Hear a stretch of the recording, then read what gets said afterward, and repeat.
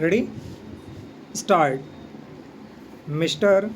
Deputy Chairman, so far as the principles underlying this bill are concerned, I am in full agreement.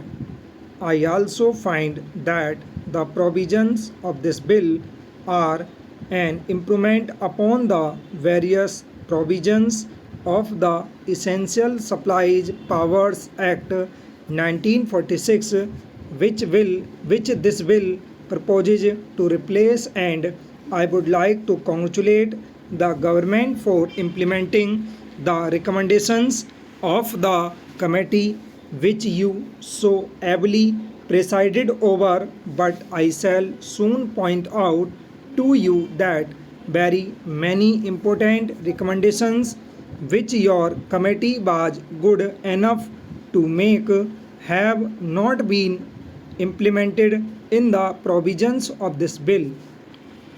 I agree with the Honorable Minister that in a planned economy, it is essential that the government should have such reserve powers as they seek under the provisions of this bill.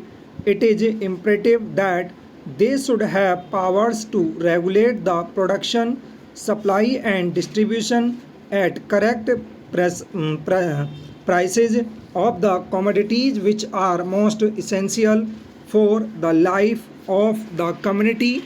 And I find that most of the governments of the different countries in the world today possesses such reserve powers in a small or a big measure.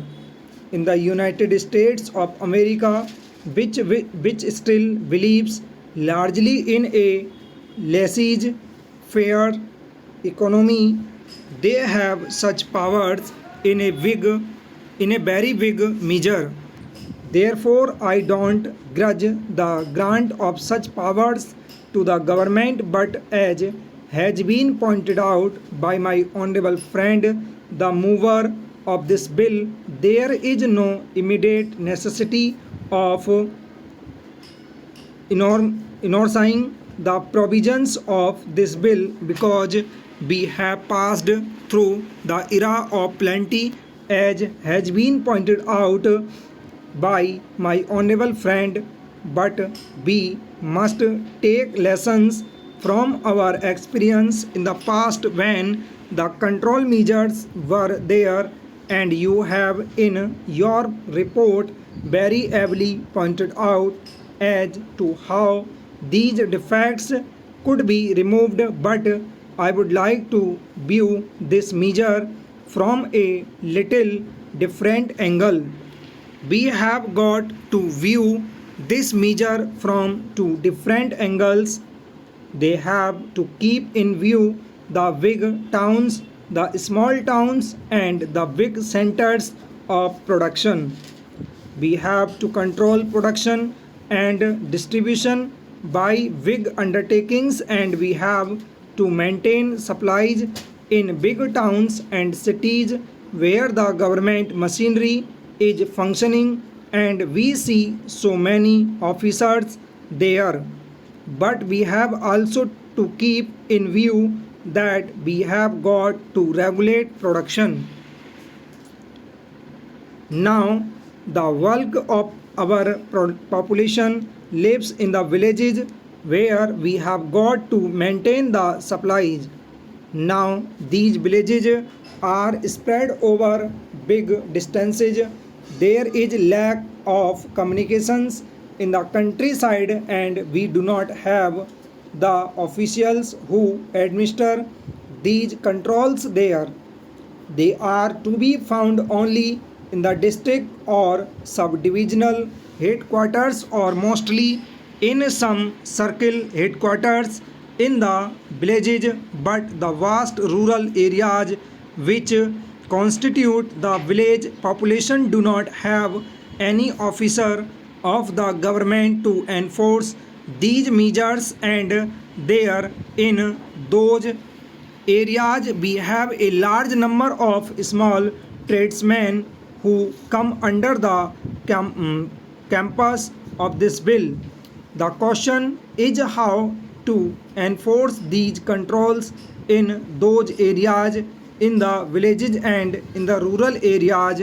And I see that unless we get the active and willing cooperation of the people in the countryside, it is impossible to administer the control through the agency of the government servants. The people were indifferent to controls, and the question that now arises is this: how can we enlist their cooperation and sympathy? The village people must feel that they are getting a fair deal under the control measures, and unless they feel that they are being justly treated, they cannot give their cooperation to you. There was a big disparity between the prices of the controlled commodities, which were products of agriculture, and the products of industry.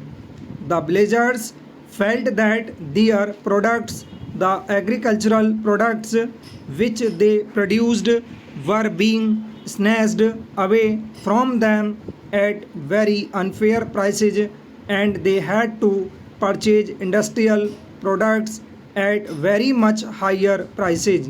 So, unless the government sees to it that a proper parity is maintained between the products of agriculture and the products of industry, you cannot have the full cooperation of the people in enforcing the control measures. The people must feel that they are being fairly dealt with.